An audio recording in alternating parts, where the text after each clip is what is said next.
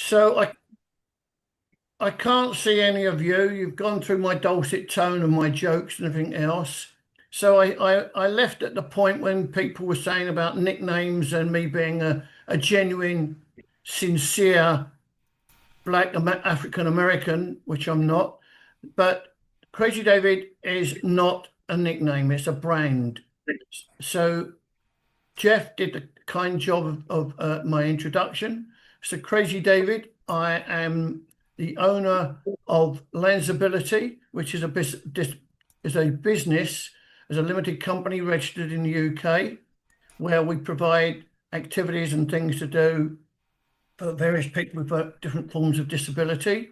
We provide accommodation and everything in every aspect. In fact, Laura Tim, who's on the meeting with us, is one of the early people back 4 years ago when I first met her here on the Canary Islands. She's been with me almost from day one, so she's a very big part of how Landsability looks and is so far today. But 17 years ago, when I came to Lanzarote, I started a business called Adventure Holidays Lanzarote. So I'm initially from the Highlands of Scotland. I moved to the Canary Islands 20 years ago, and I've been living on other islands, employed staff on contract, run businesses, bought land, built property on other islands. But 17 years ago, I came to Lanzarote. I then started Adventure Holidays Lanzarote, and as of a few days ago, it's undergoing a huge rebranding, which Ruki, if she's still with us, is very much part of the support team behind getting that new logo and new fresh look. So I then saw that those businesses were both very similar in helping people have fun in the sun. We have the 330 days a year sunshine. For those of you who are not familiar, on the island of Lanzarote, we are closer to Africa than we are to Gran Canaria. So those islands are part of the Spanish territories, but we are Canarian. We're just off the coast of Africa, and we get more sunshine than any other Canary Islands.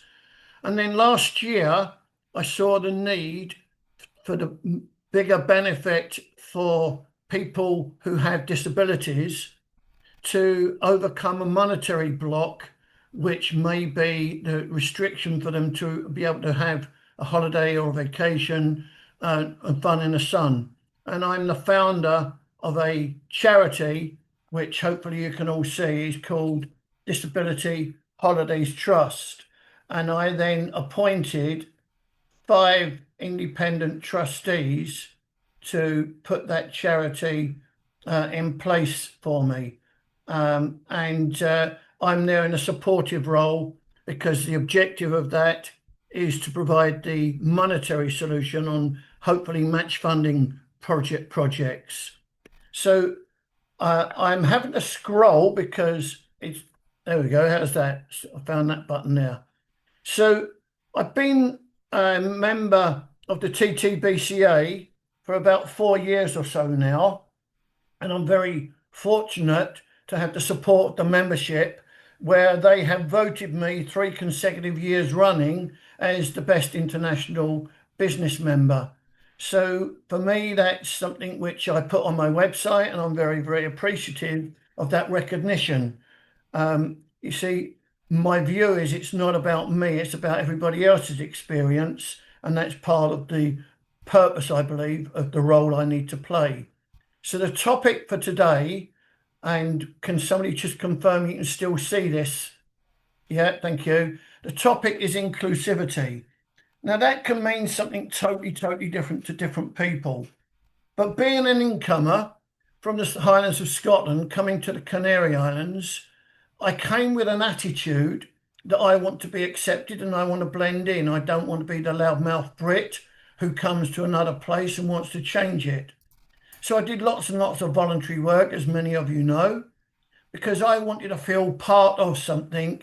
And that is, to me, becoming more inclusive within the community by having the right attitude to adjust. but inclusivity can mean something totally different to other people. You know, for me, it can be, well, being accepted, as I mentioned, feeling welcomed, as I said, the Tartan Army have been when they've gone to America. But there's a lot of respect in the people business, and I might be cheeky, but I'm certainly cheeky. But I'm always hopefully respectful where I can be, because I believe we're all equal. It doesn't matter to me about your background. And if we all treat each other equally, that's part of being inclusive. So one of the things I set out to do was remove some of the obstacles which some people face and even perceive as a barrier for them not to be included. But what would that mean to somebody within the world of disability? It could mean that I'm in the people business, but for me, it's important to just accept you as you are, as many people have taken me as I am, and I don't try and change anybody else. And anybody that tries to change me, well, they threw away the mold with me because they realised it didn't work. So there's no chance in changing my stubborn ways. So for me, I look to engage with everybody. I don't put barriers up, as it says, old, young, black, white, or Asian, male, female, or otherwise. And Jeff, I even speak to people from Milwaukee. So I don't put that barrier up or create that as an issue. But often some people define people just purely and simply where they're born. In my team throughout both businesses, I've got people who are of German nationality, British, Italian. I've got 2 people from Nigeria. One's on the call at the moment. I've got Dutch, and so I've got Spanish speaking. So I've got a big different variety of different nationalities, personalities, and mannerisms. So part of what I'm doing is adjusting to suit that person's style of communication. It doesn't matter to me, where you're born. Some people know of somebody who was born in a stable, but that doesn't necessarily make that person a horse. So for me, it's not something which should define you. But when you're within the world of disability, that can often define people, because their perception can be that they don't feel accepted. They do feel that there's barriers. So if they're not fitting in and belonging because they're perceived as somebody different, then that's not, in my opinion, respectful, them being treated as equal, and certainly not inclusive. So think about that for a moment.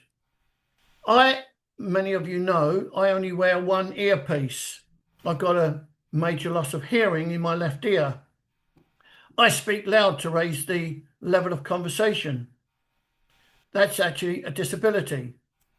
And if somebody who I explain to them that I have a disability, I have a loss of hearing, if they can't be bothered to speak up, I can't be bothered to listen. Now, that might not be the right attitude, but some of you know me well enough that know many disabilities are hidden. I have, in fact, myself got a very, very major hidden disability.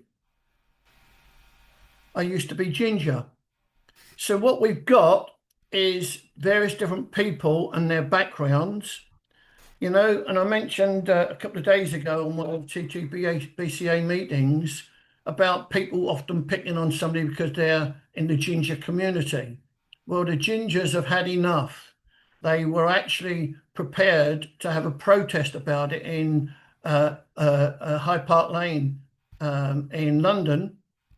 And they were ready to form a protest where a big group of them got together, but unfortunately that had to be cancelled because the sun came out.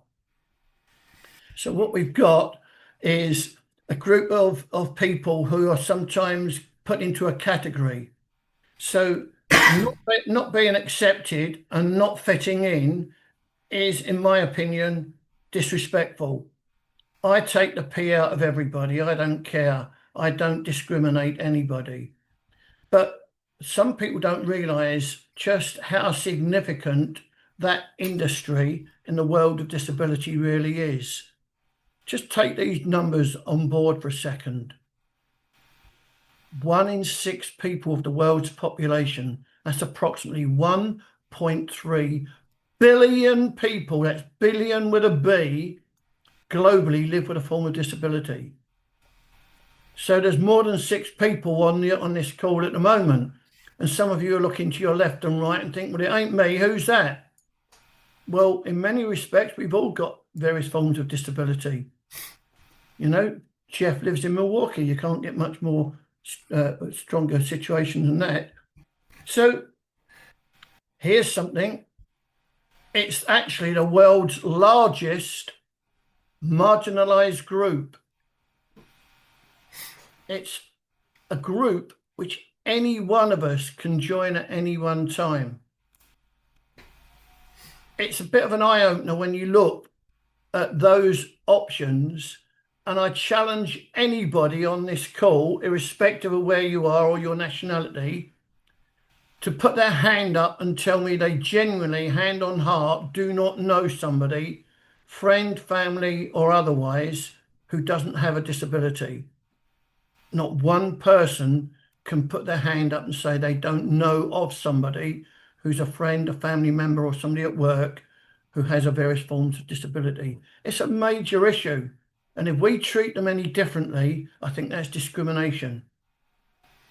So for me, it's important to understand the industry, because with the business of lensability, I see a person. I don't see somebody in a wheelchair. I just simply see a person who has a disability. You know, our motto is we focus on your ability and not your disability. And on the back of my car, which by the way has just been taken off by the grower again, is not all as a sticker, not all disabilities are visible. You might not know that I'm driving my car and I've got a loss of hearing. When I'm driving along with a minivan with 6, 7, 8 people, Americans from a cruise ship, and somebody sitting in the back of the minivan and I got the window open, they can talk about me all day long and I don't know what they're saying because I can't hear. I have to shut the window. So they're unaware of it unless I actually point it out. It's a hidden disability. As I said, mine was major. I used to be ginger. So what we've got is an attitude towards people. And there's the lovely Laura. I believe she's still on the call. I hope that she is. Because anybody who meets me in person gets a Crazy David hug. It doesn't matter if you are an amputee in a wheelchair or otherwise. Because for me, I don't actually give you the hug because I just simply lend it to you and you give it straight back.